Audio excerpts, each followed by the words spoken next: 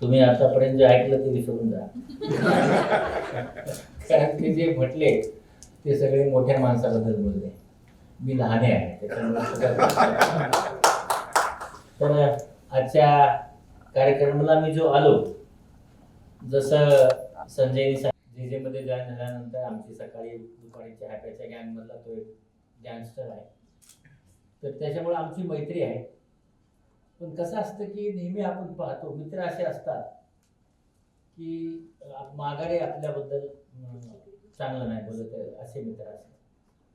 पण असे मित्र करा जी माघारी आपल्यासाठी भाटते, आणि तो आहे संजय. म्हणजे मला त्याचं नाव संजयच आहे.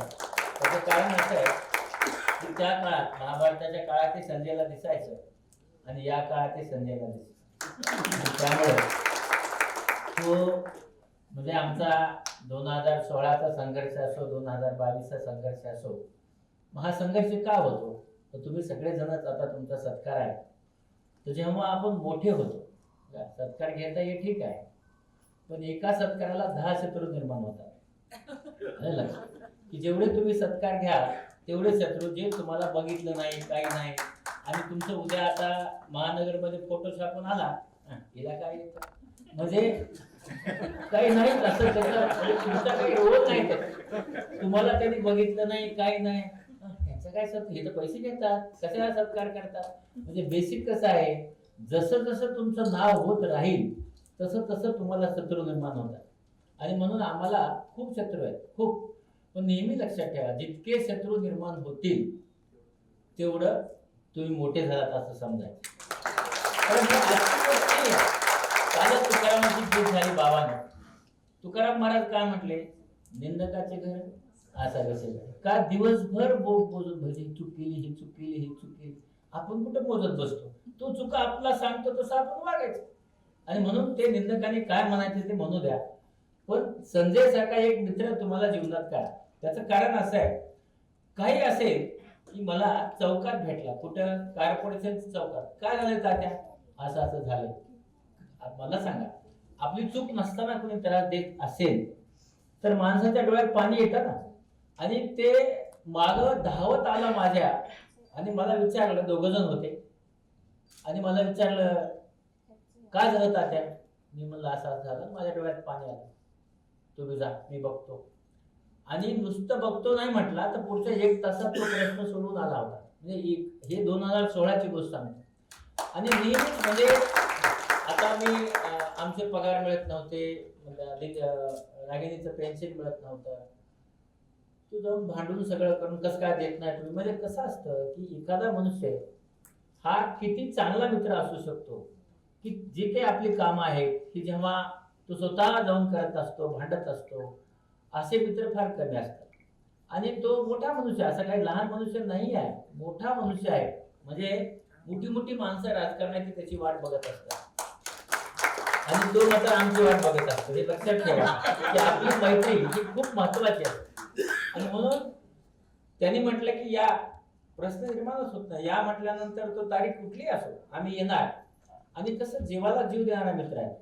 आणि म्हणून आपल्या लाईफमध्ये जेव्हा मित्र तयार करतात, कुणाचा त्रास होतो, जो अतिशय जवळचा मित्र असतो, त्याला आपली सगळी माहिती असते, तोच आपल्याला डोकेदुखी होतो. आणि म्हणून असा मित्र करा की तो पुढे जाऊन त्रास देणार नाही. दुसरी गोष्ट अशी आहे की मला संजय बद्दल अभिमान आहे, म्हणजे मला खूप अभिमान आहे. कारण कसं आहे की एक मराठी माणूस प्रगती करू शकतो, हे त्याचं उदाहरण. तर कसं आहे की मुंबईमध्ये एखादं दैनिक फार चालत नसलेलं घ्यायचं, त्याला सुरू करायचं फार कठीण असतं. नाशिकमध्ये 5 वर्षापूर्वी सुरू केलं, मानेने सुरू केलं, त्याचं चॅनल सुरू केलं आणि अतिशय चांगलं काम तो करतो. तर त्याचं मी खरंच मनापासून अभिनंदन करतो. आणि माझी इच्छा आहे की तो आणखी मोठा व्हावा. त्यासाठी माझे सगळे आशीर्वाद. कविता दिदींनी मानेनी पुरस्कार समयसिद्ध द्यायचं ठरवलं. कसं असतं की समयसिद्ध असेल तरच मानेनी होऊ शकतो. तर तुम्ही सगळ्या समयसिद्ध म्हणजे काय, स्वतःला तुम्ही सिद्ध केलंय, तुम्ही सिद्ध केले म्हणून समयसिद्ध पुरस्कार. नाव पण तुम्ही खूप चांगलं दिलं की, आणि त्याच्यातच रागिणीच्या हस्ते पण तो पुरस्कार मिळणार आहे. तिने स्वतःला सिद्ध केलंय. रागिणी एक कॅटरेक्ट करायची, एकच कॅटरेक्ट करायची आणि लगेच सांगायचं मी थकले आता, एक कॅटरॅक्ट केल्यानंतर मी थकले असं एक थकले मी आता आणि आता मी काही करू शकत नाही आणि मी म्हणलं आणखी एक करणं नाही नाही तुम्हाला कळत नाही का माझं पोट दुखतं माझं हे होतं मला कसं करता येईल झालं एकच कॅटरॅक्ट. मग हळूहळू तिला आम्ही वाढवले मग ती 95 कॅटरॅक्ट करायचे 95 100 कॅटरॅक्ट करायचेच नाही. म्हणजे आपला सांगतो 2001 ते 2005 पर्यंत 5 वर्ष रागिनी कॅटरॅक्ट करायची 91 झाले किंवा जरा पोटात दुखतं नसेल मला जाऊ का बाहेर पुन्हा तिला सांगितलं की अरे कर ना रागिनी ती 95 ला गेली की तिची ते चाक ऋतून बसायचं त्याच्यापुढे ते चाक जातच नव्हतं. मग ते महाभारतातले 100 कौरव कधी मारायचे मला कधी करणार. मग तिला आम्ही रत्नागिरीला आमचं शिबिर होतं सगळ्या टीमनी ठरवलं की हिचे 100 करायचे आणि करायचे म्हटल्यानंतर मग कसं आहे आता सगळ्यांना माहित होतं की 20 म्हणजे 90 झाले की तिला राग येणार तिला मग सगळं होणार तिला शिव्या देणार ती मग करणार नाही. आम्ही ठरवलं होतं की काही म्हणली तरी होच म्हणायचं. मग ती हा आता सर मी आता झाले 91 झाले मला म्हणले सर मी आता थांबू का म्हणलं काहीच हरकत नाही थांब थांबवलं बाहेर थोड्या वेळाने पुन्हा गेलो. मग म्हणलं असं कर ना थोडं जास्त झाले पेशंट 2-3 करून टाक म्हणजे होऊन जाईल. 95 वर आली म्हणली सर आत्ता थकले बघा मी आता करू शकत नाही म्हणलं ठीक आहे. मग पुन्हा 3 केले 98 ला मात्र घोडा अडून बसला ती म्हणली होत नाही. मग आमच्या इंच्या सिस्टर आपल्या सगळ्या सिस्टर वगैरे गेल्या तिला केळी आवडते केळी खाऊ घातली म्हणले आता करून टाक 2च राहिले सर खूप थकले 2च राहिलेत करून टाक. आणि मग तिला म्हणजे तिला नेहमी पेशंटला काय होणे याची भीती असते आणि तुम्हाला सांगतो की पुढचे 10 ऑपरेशन करायला जे 10 ऑपरेशन ती एका तासात करते तिला 2 तास लागले. म्हणजे पण आम्ही ठरवलं होतं तिने ते 100 केले पाहिजे आणि 2005 नंतर 2022 आतापर्यंत कुठल्याही ऑपरेशन झालं आमचं कॅम्प असेल तर 100 शिवाय तिने कधी कमी केलेच नाही. पण 100 ला गेली नाही म्हणजे किती कठीण आहे बघा 100 ला जाणं कठीण होतं. आणि कालचा जो सांगत होते तुमच्या सगळ्यांना मला सांगायचं धुळ्यामध्ये आम्ही काहीतरी 150 वगैरे पेशंट ऍडमिट केले. तुम्हाला माहिती आहे आम्ही गेल्यास काय होतं की जे अनफिट पेशंट अनफिट माहित नाही आमचं बॅड लक आहे त्याला काही करू शकत नाही. त्याच्यामुळे तुमच्या सगळ्यांना सांगतो आता तुमचा सत्कार झाला ना फार सत्कार करून घेऊ नका. काय माणूस मोठा झाल्यानंतर त्याला जगणं भयानक कठीण असतं कारण त्याला हजारो शत्रू निर्माण होतात पण त्याच्याकडे नॉर्मल पेशंटच येत नाही. म्हणजे माझ्याकडे नॉर्मल पेशंट येतच नाही. कधी येतो आंधळा झाल्यानंतर येतो पण येतो ठीक आहे काही अडचण नाही आपण सांगू आंधळा झाला तसं तुम्हाला सांगता येत नाही का नाही नाही तुमच्याकडे आलो तुम्ही देव आहात.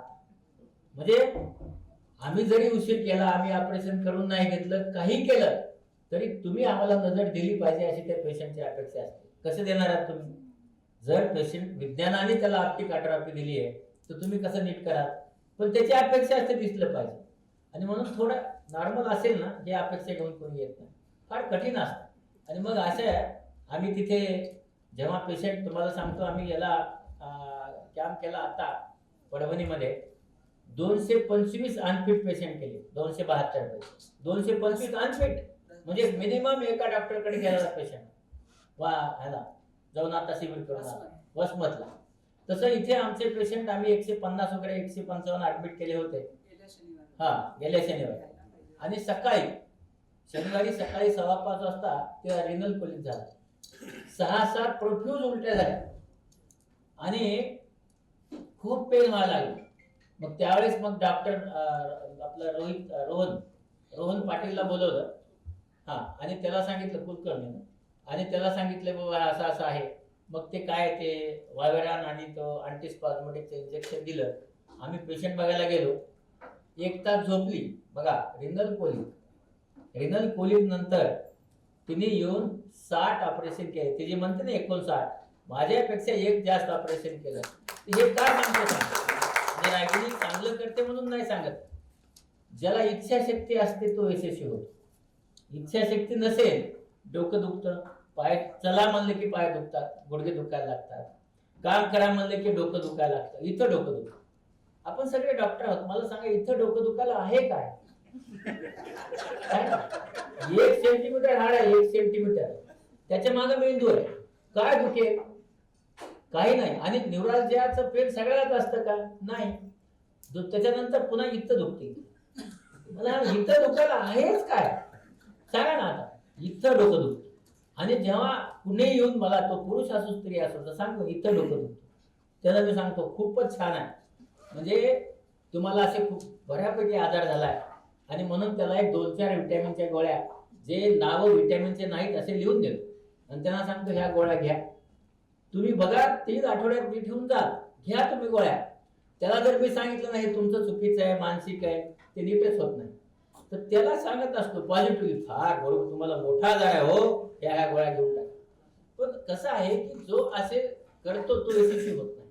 आणि मग तुम्ही सगळेजण जे यशस्वी झालाय, तिची रागिणीची पॉझिटिव्हिटी तुम्ही जसं घेतलाय, आणि म्हणून तुमचे सगळेजण, आता जसं कविता मॅडमने सांगितलं की फार कठीण होतं की किती लोकांना द्यायचं, मग आमच्या त्या समितीने ते करून तुमच्या सगळ्या लोकांना इथे भोसले सरांनी ते सांगितलं, आणि मग तुम्ही आला. आता चारूकडे तुम्ही बघताय, चारू म्हणजे हंक आहे, तुम्हाला माहित आहे, 7 फूट उंच, एकदम सुंदर, आणि मेंटेन पण करतो. आम्ही 7.5 वर्ष एकत्र राहिलो. अतिशय प्रेमळ पोरगा, खूप प्रेमळ, म्हणजे खूप प्रेम करणारा, आणि अतिशय हुशार, अतिशय चांगला सर्जन आहे. मी त्याला नेहमी सांगत, हे दे रे सोडून, हे काय ह्याच्यात खरं नसतं. मी डीन राहिलो, मी डायरेक्टर राहिलो, पण हे सगळं करत असताना मी माझे ऑपरेशन एकाही दिवशी बंद केले नाही. म्हणजे मीटिंग, कधी कधी मंत्र्याच्या मीटिंगला मी गेलो नाही, पण मी माझे ऑपरेशन करत राहिलो. मला बऱ्याच लोकांनी सांगितलं, माझे ओएसडी मला सांगायचे तुम्ही वेळेवर या, मला सांगायचं तुम्ही ओएसडी आहात, तुम्ही मला सांगू शकत नाही, मी वर बघेल. तर पण आपला पेशंट आणि आपण कनेक्ट कधी सोडला नाही. आणि चारू कसं आहे की चारू हा अतिशय चांगला ह्युमन बिंग, नाशिकला मिळालेला अतिशय चांगला सर्जन, आणि तो इथं मुंबईत आहे. मला असं वाटतं नक्की करेल. मी त्याला अनेक शुभेच्छा देतो आणि तुमच्याकडे वळतो. आता तुम्ही सगळेजण, स्त्रियांना यशस्वी होणं तसं फार कठीण आहे. कारण काय असते की समजा स्त्री आहे, ती डॉक्टर आहे, आणि स्वतःचा मुलगाही डॉक्टर आहे असं समजूया, आणि दोघंजण जी सासू आहे ती सुनेकडून चहा करावा असं अपेक्षा करते, पण पोराने चहा करावा असं अपेक्षा करत नाही. मला सांगा की दोघांनी एकत्र काम केले का नाही? मग हे जर केलं असेल तर तिने सुनेनेच का येऊन चहा करावा, तिनेच का स्वयंपाक करावा, तिनेच का फोडणी द्यावी? पण ही मेंटॅलिटी आहे आपली. असं मला म्हणायचं नाही की त्या स्त्री नाहीत, ही मेंटॅलिटी आहे. कारण तुमच्यावर काही सासू असतील किंवा आई असतील, त्या सगळ्यालाच मला साष्टांग दंडवत आहे. पण कसं आहे की मेंटॅलिटी कशी आहे की त्यांनी स्वयंपाक करावा, आणि म्हणून कर्तृत्वान महिला होत असताना, सगळ्यात जास्त पुरुषाला कर्तृत्वान होत असताना काही अडचणी नसतात. जसं आता चारूने सांगितलं की सुलू म्हणजे माझी बायको, कसं आहे, बायको खूप महत्वाची असते.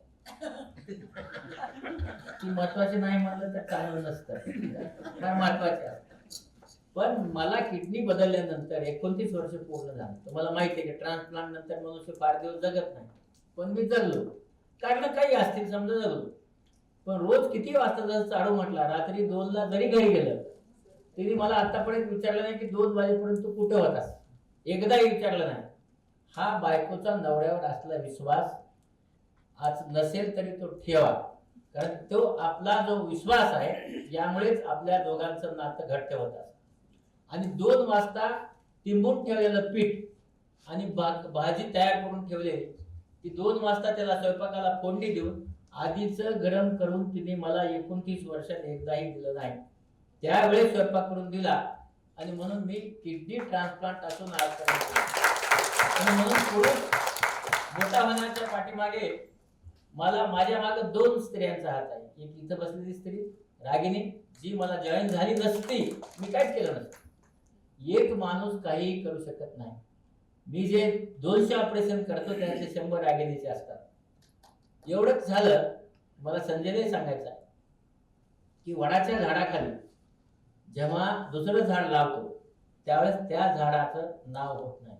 रागिणीने माझ्यापेक्षा दररोज 2 तास जास्त काम केलं, माझ्यापेक्षा जास्त पेशंट पाहिले, माझ्यापेक्षा जास्त ऑपरेशन केले, पण तिचं नाव झालं नाही. का? कारण माझं अगोदरच नाव झालं होतं आणि त्याच्यामुळे ती माझी असिस्टंट म्हणूनच राहिली. पण डॉक्टर रागिनी ही माझ्यापेक्षा जास्त काम करते.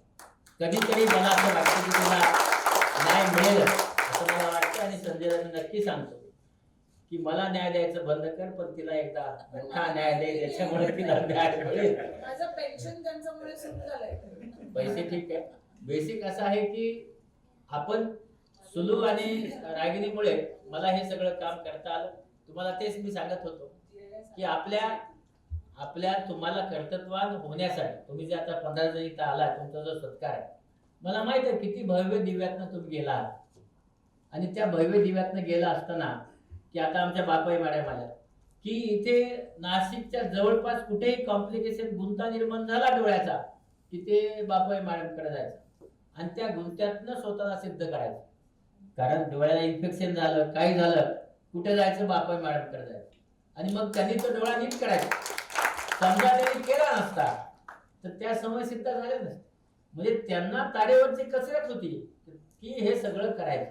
आणि मग तुम्ही सगळ्या माझ्यासाठी सगळ्या जणीच तुम्ही बापाई मॅडम आहात, कारण तुम्ही स्वतःला सिद्ध केलंय आणि तुम्ही सिद्ध केल्यामुळे आज तुम्ही इथे आला, तुम्हाला समजसिद्ध पुरस्कार मिळाला. आणि हे सिद्ध करत असताना मी स्त्रियांचं पाहिलंय की मी रागिनीच्या बरोबर आता 30 वर्ष एकत्र राहतो. मला हे माहित आहे किती अडीअडचणी असतात आणि या सगळ्या अडीअडचणीमधनं आपले लेकरं सांभाळायचे, नवरा सांभाळायचा, सासू सासरे सांभाळायचे, घर सांभाळायचं, पेशंट सांभाळायचे, एवढं सगळं सांभाळत असताना जबाबदाऱ्या सगळ्या घेत घेत आपला स्वतः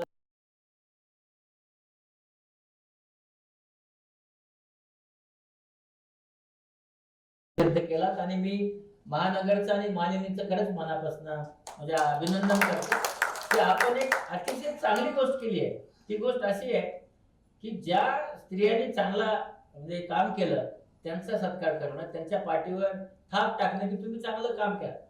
कारण चांगलं म्हणणारी माणसं खूप कमी असतात तुम्हाला आणि म्हणून तुमच्या सगळ्यांना चांगलं म्हणतायत त्याचा मलाही आनंद आहे. पण कसं आहे बरं का, एक जोक म्हणून तुम्हाला सांगतो की जेव्हा 2 स्त्रिया 3 स्त्रिया बघा गप्पा मारायला बसतात, त्यात माझी बायको असते आणि समजा चर्चा निघाली, त्या चर्चा काय सांगतात, आमच्या ह्यांना तर काही कळत नाही. म्हणजे नवऱ्याला काही कळतच नाही.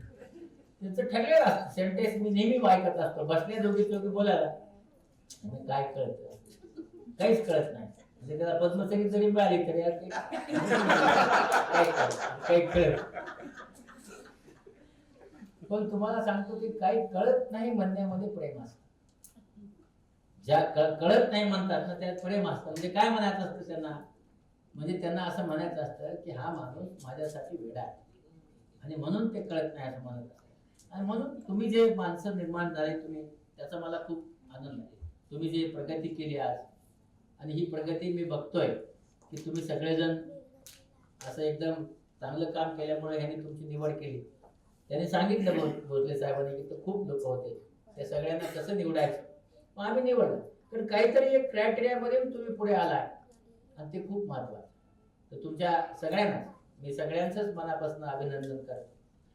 खरं म्हणजे याची खूप इच्छा होती की संजयची की इतर गोष्टी मी काही सांगाव्या, मी नक्की सांगणार आहे त्या. पण सांगत असताना मला असं सांगायचं तुम्हाला की आपण सगळेजण आता सध्या एका अशा संक्रमणातून जात आहोत. म्हणजे आता आपण पाहतो की आपल्या काळामध्ये इतका सोशल मीडिया नव्हता. आपल्या काळात सोशल मीडिया कमी होता. आता सोशल मीडिया खूप झाला आणि काय झालं की सोशल मीडिया होणं ठीक आहे, त्याची फार अडचण नाही. पण आपल्याकडे काय झालं, सोशल मीडियाने काही विद्यापीठे निर्माण केली. आता सगळ्यात मोठे विद्यापीठ आहे व्हॉट्सअप विद्यापीठ. म्हणजे आपलं इकडचं जे महाराष्ट्र विद्यापीठ आहे, आपलं मेडिकल ह्याचं विद्यापीठ आहे, युनिव्हर्सिटी आहे आपली, जे काही विद्यापीठ नाही राहिले आपल्याकडे व्हॉट्सअप विद्यापीठ. काय सांगतो, आता मी जेव्हा जातो किंवा बापा मॅडमना अनुभव येत असेल, आमच्याकडे डायबिटिक रेटिनोपॅथी नावाची रेटिनोपॅथी असते आणि पेशंटला त्याला लेसर करत बसावं लागतं आणि त्याच्या पाठीमागे रक्तवाहिन्याचं जाळं तयार होतं. तर त्या पेशंटला जेव्हा डायबिटीज होतं तेव्हा आपण सांगतो किंवा डायबिटीजमध्ये गोड सोडावं. पण आता काय झालंय की डायबिटीज खूप वाढत चाललाय आणि 12% लोक आपल्या मधुमेहाने अंध होत आहेत, पण आता थोडे वाढणार आहेत. त्याचं कारण तुम्हाला सांग. आता काय झालं आहे की साखर चालत नाही डायबिटीज मध्ये, पण गुळ चालतो. आता मला सांगा, गुळ सांगतो कुणी सांगितलं? त्याच्यात पुन्हा आणखी एक आला, असा कंगोरा आला, काळा गुळ चालतो. हे काळा गुळ कुठून आला? तर हे सगळं काळा गुळ किंवा गुळ व्हॉट्सअप विद्यापीठात आला. आणि हा कसला विद्यापीठ आहे तुम्हाला सांगतो, कुणी लिहिला? तुम्हाला त्याचं हे सांगतो. मूळ असं आहे की एक आई मुलाच्या वडिलाला डायबिटीज झाल्यानंतर काळ्या गुळाचा चहा द्यायचा. हा 4थी पास गुराखी.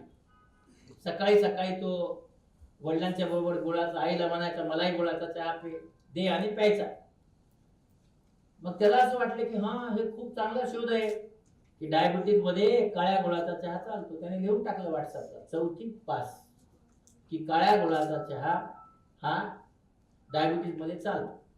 आणि आज आपण कितीही समजावून सांगा, किती लोकांना सांगणार आम्ही? 100, 200, 300, 1000. पण आपला सांगतो की प्रत्येकाच्या घरामध्ये डायबिटीज झाला की त्याला काळ्या गुळाचा चहा देतात. का? तो काळ्या गुळाचा चहा चालतो. पण ते पण पॉलिसॅकराइड्स आहे ना. तुम्ही सगळेजण डॉक्टर आहात. तेही गोड आहे, हेही गोड आहे. आणि ते त्याच्यामध्ये शुद्ध झालेला नाही येतो, त्याच्यामुळे पुन्हा डायबिटीज वाढतो. आणि म्हणून तुम्ही सगळे डॉक्टर आहात. मिनिमम मला असं वाटतं जेव्हा जेव्हा कुठं समाजामध्ये बोलाल तेव्हा डायबिटीज मध्ये काळ्या गुळाचा चहा देऊ नका. कारण आपण सगळ्यांनी जर मुवमेंट आणली नाही तर हा जो काळ्या गुळाचा चहा आहे हा डायबिटीज मुळे 12% जे अंध आहे त्याचं 20% कधी होतील हे कळणार नाही. आणि म्हणून अशा प्रकारची गोष्ट केली नाही. आणि आणखी काय की बरेचसे बिस्किट आहेत, माळी नावाचे बिस्किट, ते डायबिटीज साठी तयार केलं असं म्हणतात. पण त्याच्यात कार्बोहायड्रेट आहे ना. तर तुम्ही काय घेता? त्याचं नावच मारी आहे, घेऊ नका. मी बऱ्याच वेळेस सांगतो, पण ते घेता. म्हणजे तुम्ही जर मराठीत बघितलं तर तुम्ही घेणं योग्य नाही ना. म्हणजे मला काही त्यांचा विरोध नाही, पण माझं असं म्हणणं आहे की काही गोष्टी ज्या आहेत त्या आयुष्यामध्ये पाळल्याच पाहिजे. आणि आपण सगळेजण, तुम्हाला हे का सांगतो? कारण तुम्हाला जेव्हा फोरम मिळेल, छोटा मोठा फोरम मिळेल, त्या फोरम मध्ये सांगण्याची गरज आहे. दुसरी गोष्ट आहे की आता मी एक मागच्या भाषणात सांगितलं होतं, जसं तुम्हाला डायबिटीज मध्ये जसं आहारात आता सांगितलं की ते गुळ खात राहतात, त्याला काही करता येत नाही आणि व्यायाम करत नाही. कारण आता कसं आहे, डायबिटीज मध्ये व्यायाम करा म्हटलं की पाय दुखतात. आता हे पाय दुखतात त्याला आपण काही करू शकत नाही, पण पाय दुखतातच. पण आता तो पाय दुखायचं कारण असं आहे की तुमची साखर वाढली म्हणून पाय दुखतात. पण ते लोक ऐकत नाही, म्हणून त्यांना आपण व्यायाम करा म्हणून सांगणं कठीण आहे. पण आपण सांगितलं पाहिजे. मी परवा मोबाईल बद्दल बोललो, मागच्या एका भाषणात मी सांगितलं होतं. तुम्हाला मोबाईल नाही सांगत, तुम्ही सगळे डॉक्टर आहात. मोबाईलचं विज्ञान मी मागे सांगितलं होतं की विज्ञान असं आहे की मायक्रोवेव्ह टेक्नॉलॉजी आहे मोबाईल. तुम्ही सगळ्यांनी बाहेर बोलावं म्हणून सांगतोय, नीट ऐकून घ्या आणि बोला, कारण हे खूप गरजेचं आहे. मायक्रोवेव्ह तुम्ही सगळ्यांनी बघितलाय, त्याच्यामध्ये जर अन्न ठेवलं तर गरम होतं. हीच टेक्नॉलॉजी मोबाईल मध्ये वापरली आहे. आणि मग त्याच्यात रेडिओ फ्रिक्वेन्सी वापरली जाते 1.6 वॅट. त्याच्यावर वापरू नये असा अमेरिकेने कायदा केला. आणि म्हणून 1.6 वॅट वापरले जाते. आणि आपण जेव्हा फोन लावतो तेव्हा एका पिलरवर दुसऱ्या पिलरला जातो, तर त्याच्या वेव्ह क्रिएट होतात आणि त्या वेव्ह मॅग्नेटिक एनर्जीने पकडल्या जातात. बरोबर आहे? म्हणजे 2 ठिकाणी वेव्ह क्रिएट झाल्या 1.6च्या, आणि झाल्यानंतर त्या आपण कानाला लावतो. खरं तुम्ही सगळेजण मनात न बघा, जेव्हा तुम्ही कानाला लावता तेव्हा कान दुखतो का नाही? दुखतो का नाही? मग हा कान जर दुखत असेल त्याचं कारण आहे वेव्ह. ह्या वेव्ह आपल्या कानातून ब्रेनला जातात आणि त्यामुळे आपलं डोकं दुखतं, म्हणजे कान हे दुखतं. आणि आता सिद्ध झालं आहे की हे कानाला लावल्यामुळे 5% ब्रेनचे कॅन्सर वाढलेले आहेत, 5% मेंदूचे कॅन्सर वाढलेले आहेत. तरी आपण लावतो. हा भाग आपला हळूहळू काळा पडतो.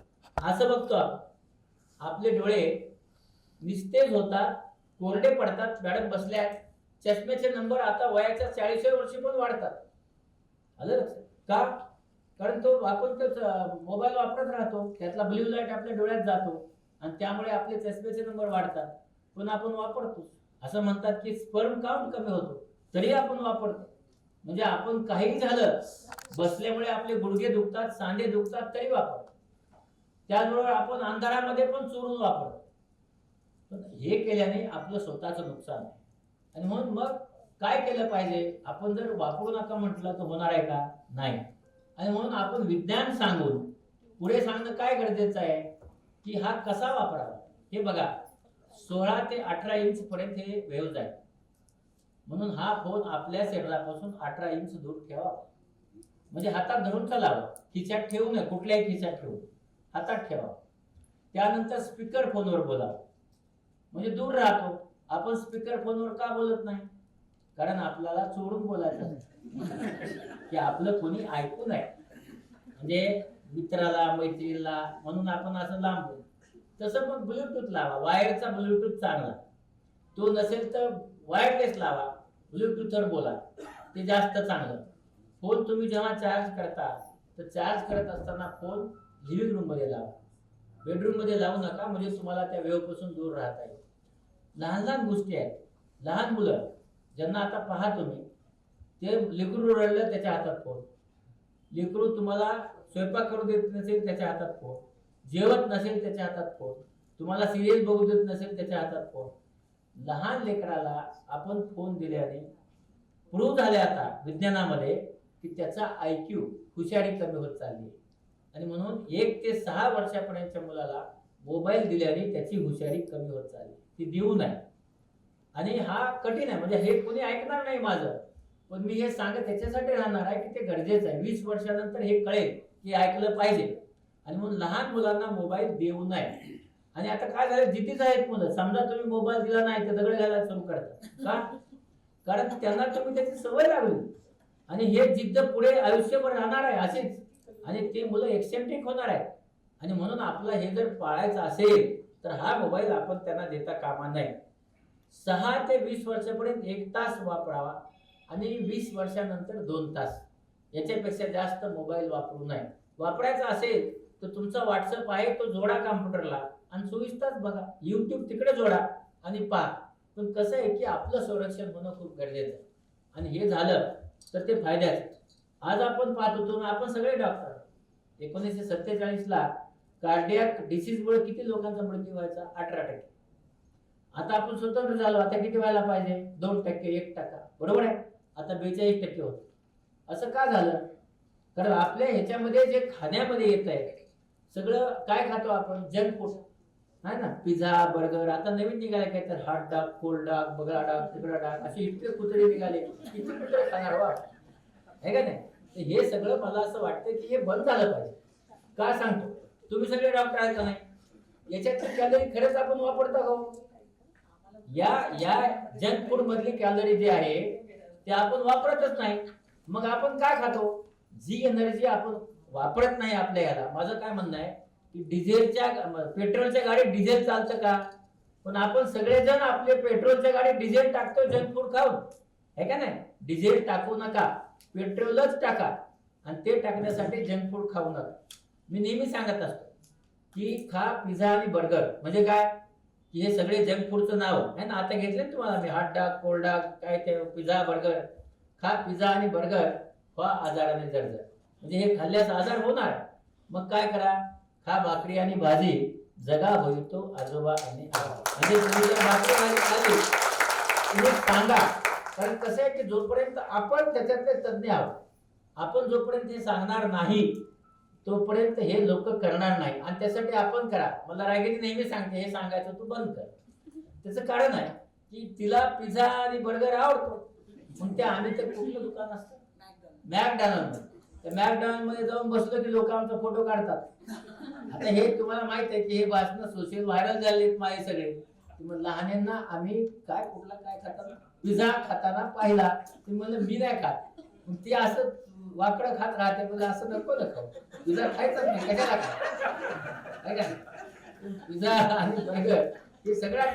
आणि मला आवडत नाही असं नाही, पण माझं म्हणणं असं आहे की तो घरी तयार करा, त्याच्यामध्ये चांगल्या गोष्टी टाका आणि करून घ्या. त्याच्यात ज्या विनाकामाच्या गोष्टी आहेत त्या वापरू नका. पण आपल्याला आपला आहार जो आहे तो आहार आपण सांभाळलाच पाहिजे, व्यायाम केलाच पाहिजे. आपल्याला सांगतो, आपल्या माहितीचं सांगतो, आता मला किडनी ट्रान्सप्लांट, मी स्टेरॉइड खातो, आझोथायरोन खातो, सायक्लोस्पोरिन खातो, 3 इम्युनोसप्रेशन खातो. सकाळी 8 गोळ्या, नाश्ताच गोळ्याचा असतो, संध्याकाळी 6 गोळ्या खातो, गेली 29 वर्ष. पण मी गेली 29 वर्षे रोज चालतो, एकही दिवस थांबला नाही माझं चालणं. म्हणजे माझा पाय दुखत नाही असं नाही, माझाही पाय दुखतो. सकाळी उठताना सगळं अंग दुखतं का नाही, सगळ्यांचंच का दुखतं? कारण ते आपल्याला उठू देत नसतं. कोणीतरी माणूस असतो बाहेर, तो आपलं उठू देत नाही. माझं अंग दुखतं. पण त्या आळसावर जेव्हा तुम्ही विजय मिळवता तेव्हा यशस्वी होता. सकाळी उठायचं आणि चालायला जायचं, होतं ना. आज 29 वर्ष मी रोज 5 किलोमीटर तरी चालतोच. एकही दिवस असा गेला नाही, उन्हाळा, पावसाळा, हिवाळा काही असो, पण रोज 5 किलोमीटर चालतो. आणि हे चालल्याने मग मी काम करू शकतो. तर मला असं वाटतं की लहान लहान गोष्टी आहेत, ह्या जर आपल्या गोष्टी आपण लोकांना सांगितल्या की तुम्ही असं करा, जे जे आपणाशी ठावे ते इतराशी सांगावे, शहाणे करून सोडावे सकळ जग. म्हणून आपण सगळ्यांनी जर इतरांना नुसतं थोडं सांगितलं, 4 माणसांना सांगत गेलं, तुम्ही 15 जणी आहात, 15 लोकांनी ठरवलं की 100 लोकांना सांगायचं, 1500 आहे ना, आहे का नाही? आणि म्हणून आपण सगळ्यांनी इतरांना हे आज का गरज आहे? कारण आयुष्य आपलं वाढायलाच पाहिजे ना. म्हणजे आधी आपण 48 वर्ष जगायचो, आहे का नाही? पुन्हा त्याचं 52 झालं, 52चं 58 झालं, 58चं 62 झालं, 62 आता 68 झालं, 72 झालं. आता काय होत चाललंय? कमी होत चाललंय. यंग जे आहेत त्यांचा मृत्यू हार्ट अटॅकने होत चाललाय. का? आहार जो आहे, आपण पाहतो ओबेसिटी, भारतामध्ये ओबेसिटी 33% झाली आहे. का झाली? काही नाही, पिझ्झा आणि बर्गर. एक उदाहरण सांग. मी जे मध्ये होतो टीम, एका मुलाने सांगितले काय, माझी आजी घेऊन आला होता आणि माय ग्रँडमदर, त्याला ऍडमिट केलं आणि मी चहा प्यायला गेलो गप्पा मारत बाहेर. आल्यानंतर 16 वर्षाचा प्लम मुलगा म्हणे आय हॅव चेस्ट पेन. कुठं? उपडीत, बाहेर जेजेच्या. आम्ही त्याला आत घेऊन जाईपर्यंत हिज हार्ट स्टॉप. आम्ही सगळे प्रयत्न केले, तो नाही वाचला. आणि त्याचं कोलेस्ट्रॉल बघितलं ते 1000 होतं. त्याच्या आईवडील काश्मीरला गेले होते, त्यांना परत बोलवलं आणि आल्यास त्याने सांगितले की सर आम्ही काय करायचं, पहा हतबलता का झाली, आम्ही काय करायचं? या मुलाने गेल्या 8 वर्षामध्ये घरचं जेवण केलं नाही. म्हणजे ते सोडला, ते तर मला काही वाटलं नाही, पण मध्ये 8 वर्षात ह्यांनी पाणीच नाही पिलं. म्हणजे काय? ते बाहेरचं थम्सअप पण हे जे मिळतं पेप्सी तोच पितो तो. म्हणजे 8 वर्षात पाणी पिलं नाही, 8 वर्षात घरचं जेवण केलं नाही, तो वाचेल कसा? आणि म्हणून आज आपल्याला लोकांच्या आहारात सांगण्याची गरज पडली आहे. ते आपण सांगितलं पाहिजे की बाबा हे आहार जो आहे, हा आहार तुम्ही बदला. आणि हा असं नाही की खाऊ नका, सगळं खा, पण आठवड्यात एकदा, आहे का नाही? बाकीचं सगळं रुटीनली जेवण आहे ते करत राहा. कारण आपल्याकडे खूप चांगलं अन्न आहे, हे आपण घेतलं. असं नाही की तुम्ही चपाती खाऊ नये, चपाती नक्की खा. जे कोणी सांगतात ग्लुटीन आहे, ते फार कधीतरी त्याचा त्रास होतो. म्हणून डायबिटीसच्या लोकांना चपाती खाता येते, असं नाही की खाता येत नाही. पण आपण काय करतो, 2 गोष्टी आहेत आपल्यात. एक तर खूप ओव्हर करतो, म्हणजे आपण मालधारीच होऊन जातो. का? मी आता डायटिंग, आता नवीन शब्द आहे डाएट. म्हणजे काय? खायचंच नाही काय, आणि एकदम असं इमॅसिटेड व्हायचं, म्हणजे टीबी झाली असं. म्हणजे एक तर टीबी करून घ्यायची किंवा ओबेसिटी करून घ्यायची, मधला मार्गच नाही. तसं नका करू ना. मधला मार्ग जो आहे, तर मी नेहमी सांगत असतो, थोडं पोट येऊ द्या. का? त्याचं कारण तुम्हाला सांग. पोटात जर तुमच्या थोडासा फॅट असेल तर गाल बाहेर येतात, पोटात तुमच्या फॅट नसेल तर गाल मध्ये जातात. स्त्रियांचं सौंदर्य खतम होऊन जातं. थोडं पोट वाढलं काय होतं? हे सगळं जे बाहेर ऐकतं ते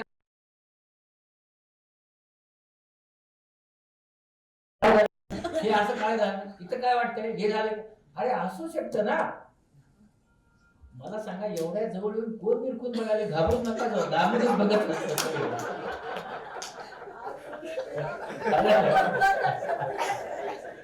काय आहे की सुंदरता हा स्त्रीचा गुण आहे, पण त्याच्यासाठी फार बेजार होऊ नये.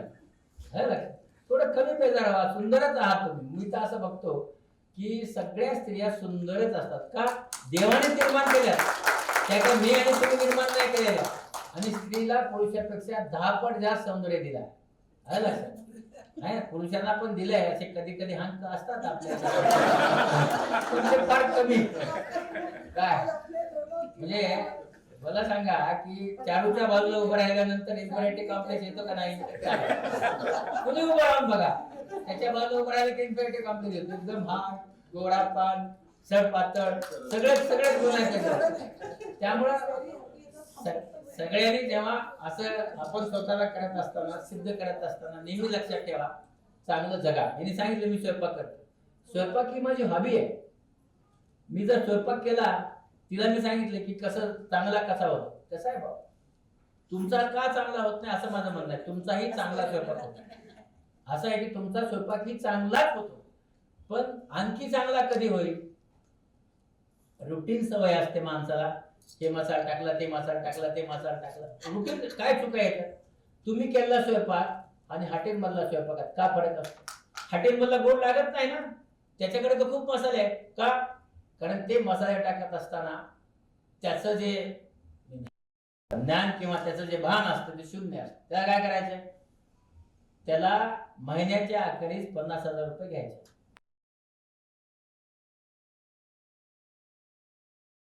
काही बघत नाही आणि सगळे भाज्या सारख्याच लागतात हॉटेलला. पण काय होतं, हे बघ ना कांदा थोडा कमी झाला, हे लसूण नाही आहे. मग घरची भाजी तुम्ही केली चांगली होती, मी केली आणखी का चांगली होती?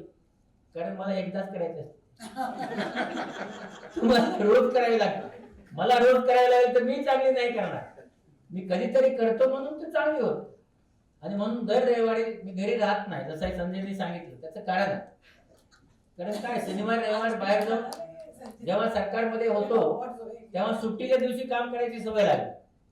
सुट्टीच्या दिवशी बाहेर जायचं. यावेळेस खरंच मला जायचं नव्हतं, खूप कंटाळा होतो, दिल्लीला जायचं नाही ठरवलं होतं. पण काय त्या लोकांचे फोन यायले, म्हणलं आज जाऊया. पण कधी कधी वाटतं माणसाला एक दिवस संडेला सुट्टी घ्यावी. आता तर 67 असल्यामुळे मलाही वाटतं सुट्टी घ्यावी, ती निश्चित घ्यावी. आणि आपल्या घराच्या वर आता रविवारी मी जेव्हा घरी असतो त्या दिवशी प्रत्येक जण, म्हणजे माझी सून आहे किंवा माझा मुलगा आहे किंवा माझी बायको आहे, माझा पुतण्या आहे, घरी येते सगळे, हे सगळेजण एक वस्तू खात नाही. प्रत्येक जण वेगळी गोष्ट सांगतो, मला हे पाहिजे, मला ते पाहिजे, मला ते पाहिजे. का? एक दिवसच मिळतं आणि मी ते सगळ्यांना करून देतो. पण ते करण्यामध्ये माझं आयुष्य वाढतं. हे लक्षात ठेवा. कुठली गोष्ट इन्व्हॉल्व म्हणून केली, माणसाचं आयुष्य वाढतं. आणि माझी माझं इन्स्पिरेशन आहे माय. माझी जी माय आहे ती आता 90 वर्षाची. तिने मला दुसरा जन्म दिला. शिकलेली नाही ती, पण त्याच्यामुळं काय, तिला जाऊन भेटलं एकदा. तर माईने कसं असतं बघा, किडनी देताना तुम्हाला माहिती आहे की आमचे डॉक्टर चिबड होते, म्हणजे तुम्हाला हम किडनी निकाले. तुम्ही मला काही कळत नाही, ऐक माझं, मला भूल दे, किडनी काढ, तू बसव, चलती का नाही बघ. बघा बिना शिकलेली आहे ती, चलती का नाही बघ, आणि नाही चढली तर दुसरी काढ. हे बघा, मी इथं का आलो, त्या माईच्या एका शब्दाने आलो. जर माझी एक किडनी नाही चालली तर दुसरी किडनीला आपण तात्या जगला पाहिजे. जी आई, जी माय माऊली स्वतःच्या जीवावर उदार होऊन मुलाला जगवते, त्या मुलांनी चांगलं जगलं पाहिजे असं म्हणून मी आज त्या माय माऊलीमुळे मी आज हे सगळं करू शकतो. मला पुढे रागिनी बरोबर भेटली, एकट्याने केलं नसतं. जर मी काही पागल होऊन सगळीकडे फिरत असेल त्याचं कारण रागिनी आहे, मी नाही. ती एकटी मला भेटलीच नसती. तर एकटा माणूस एवढं करू शकत नाही का. पण दोघांनी मिळून आपला सांगतो, आम्ही 692 ठिकाणी शिबिरे केले, 1,30,000 ऑपरेशन बाहेर जाऊन केली आणि 3.5 लाख ऑपरेशन जे मध्ये केली. म्हणजे हे सगळं काम होऊ शकतं की आम्ही एकत्र काम करत राहिलो, आजही करत आहोत. रागिणीचे आता रुग्णालय सुरू होत आहे. आणि पुन्हा जाता जाता मला तुम्हाला एवढंच सांगायचं आहे की तुम्हाला आज तुमच्या सगळ्यांचं अभिनंदन करतो. आताच 8 मार्च होऊन गेला आहे आणि तुमच्या सगळ्यांना पुढच्या आयुष्यामध्ये यश मिळावं. मला एवढंच फक्त म्हणायचं की ऍडजस्ट करा. आलं लक्षात? काय असतं की आपल्या आयुष्यामध्ये आपण घरच्याच माणसावर रागवतो, बाहेर गेले की सगळ्यांना ऍडजस्ट करतो, हा या नमस्कार. पण ते तर तुझ्याबरोबर एकच सेकंद आहे ना, त्याला काय नमस्कार करायचं. ज्यांच्याबरोबर जन्म काढायचा आहे तिथं भांडणं करू नका, तिथं उन्हे दुने काढू नका, तिथं प्रेम करा आणि आपलं कुटुंब एकत्र ठेवा आणि अतिशय म्हणजे यशस्वी जगा, यशस्वी व्हा. आता हातचा तुम्हाला पुरस्कार सुद्धा मिळतोय. असेच मोठे मोठे राज्याचे पुरस्कार मिळू दे, त्याचबरोबर तुम्हाला भारताचे पुरस्कार मिळू दे आणि याच्यातल्या एखाद्याला पद्मश्री मिळू दे असं देवाकडे प्रार्थना करतो आणि माझं नाम जय हिंद, जय महाराष्ट्र.